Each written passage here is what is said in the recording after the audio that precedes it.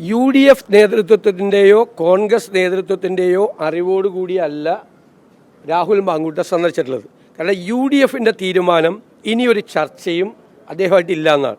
കാരണം ഞങ്ങൾ യോഗം ചേർന്ന് ഞങ്ങളുടെ തീരുമാനം ഔദ്യോഗികമായി UDF കൺവീനർ അദ്ദേഹത്തെ അറിയിച്ചു. ഞങ്ങളുടെ സ്ഥാനാർത്ഥിയെ പിന്തുണച്ചാൽ ആലോചിക്കാമെന്ന് പറഞ്ഞു. അദ്ദേഹം പിറ്റേ ദിവസം വന്ന് പഴയത് തന്നെ ആവർത്തിച്ചതുകൊണ്ട് ആ വാതിൽ ഞങ്ങൾ അടച്ചു. ചർച്ചയുടെ വാതിൽ ഞങ്ങൾ അടച്ചു. ഇനി ചർച്ചയില്ല. ഇനി ആരെങ്കിലും ഞങ്ങൾ ആരെയും ചുമതലപ്പെടുത്തിയിട്ടില്ല. മാത്രമല്ല ജൂനിയർ ആയിട്ടുള്ള ഒരു MLA ആണോ ചുമതലപ്പെടുന്നത്? അദ്ദേഹം തന്നെ പോയതാണ്. അദ്ദേഹം പോയത് തെറ്റാണ് എന്നാണ് എൻ്റെ അഭിപ്രായം. പോകാൻ പാടില്ലായിരുന്നു. വിശദീകരണം ചോദിക്കേണ്ടത് ഞാനല്ല. പോകാൻ പാടില്ല. UDF നേതൃത്വം ഒരു തീരുമാനമെടുത്ത് ചർച്ചയുടെ വാതിലടച്ചപ്പോൾ അദ്ദേഹം പോയത് തെറ്റായിരുന്നു. ഞാൻ വിശദീകരണമൊന്നും ചോദിക്കില്ല. വ്യക്തിപരമായി എനിക്ക് എൻ്റെ സ്വന്തം അനിയനെ പോലെയാണ്.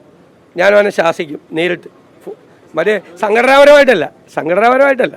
അവനോട് നീ അങ്ങനെ ചെയ്യാൻ പാടില്ലായിരുന്നു എന്ന് ഞാൻ രാവിലെ തന്നെ പറഞ്ഞു. ആർക്ക് അത് അയാൾ തന്നെ പോയതിന് ഞാൻ എന്ത് ചെയ്യാൻ പറ്റും? അതിന് നമുക്കൊന്നും ഉത്തരവാദിത്തം ഏറ്റെടുക്കാൻ പറ്റില്ല. ഞങ്ങൾ അറിഞ്ഞുകൊണ്ടല്ല, ഞങ്ങൾ closed. That door is closed. ഏത് UDF നേതാവും ഏത് കോൺഗ്രസ് നേതാവും ആരും ചർച്ച ചെയ്യാൻ പാടില്ല.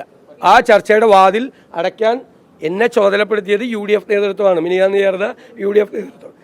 അവരാണ് തീരുമാനിച്ചത്. നമ്മളെടുത്ത നിലപാടിൽ നമ്മൾ ഉറച്ചു നിൽക്കുക.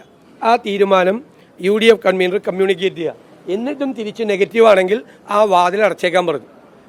എന്നോട് ചുമതലപ്പെടുത്തിയെന്ന്. ഞാൻ ആ വാതിൽ അടച്ചു ഇന്നലെ. ഇനി ചർച്ചയില്ല. ഇനി ചർച്ച ചെയ്യാൻ പോകുന്നതൊക്കെ വേറെ വല്ല കാര്യങ്ങൾ സംസാരിക്കാൻ വേണ്ടി പോകുന്നത്.